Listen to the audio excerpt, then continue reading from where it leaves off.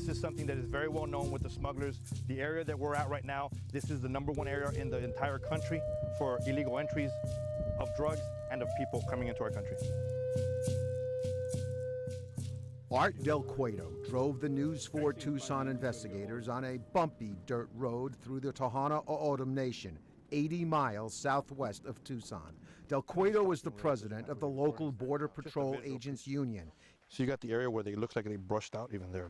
He wanted to show us this fence on the nation's land, which he says has many of his 3,300 union members outraged. How hard is it to go over a 1.5-foot beam? Most of us have steps that are higher. This isn't secure. There's no security there. You know, a 3-year-old child can just come over that. Apparent evidence of foot travelers was nearby.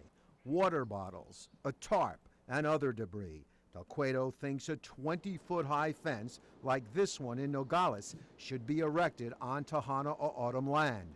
But for decades, this sovereign nation has strongly opposed any barrier. Its chairman, Ned Norris, saying a wall would be built, quote, over my dead body.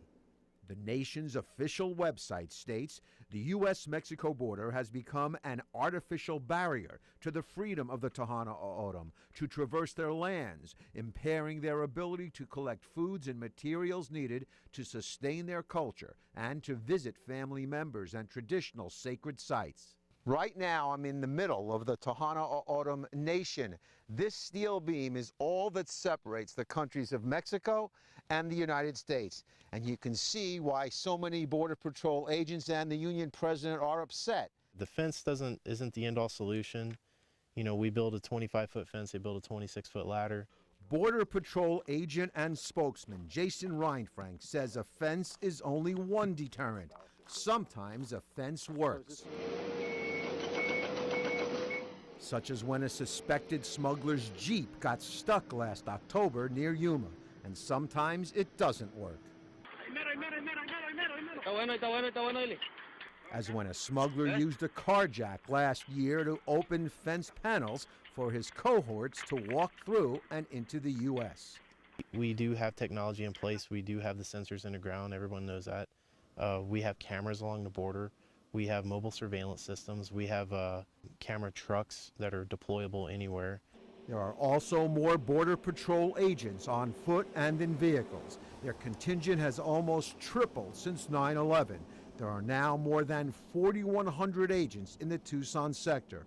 Homeland Security officials say the improvements explain why there's been a big drop in illegal immigrants trying to cross. The Border Patrol says in fiscal year 2000, more than 614,000 apprehensions were made by the Tucson sector. In fiscal year 2012, there were 102,000. There is no question that the border, from a security standpoint, is stronger than it's ever been. And there's the cost of building a fence. One agent estimates it costs $6 million a mile to put up a fence on flat land where there's already a road, and much more on rough terrain. But Union President Del Cueto says money spent on tall fencing would be worth it. The truth of the matter is the border at this point is still not secure. They take different people down there to the border and they give you what we call the dog and pony show. The fence isn't the end-all solution for border security. It acts as a small part of the bigger picture. The bigger picture being better infrastructure, better technology. Speaking of better technology, the Border Patrol is now building 5 new remote video surveillance towers in Nogales to supplement the 11 towers already deployed there.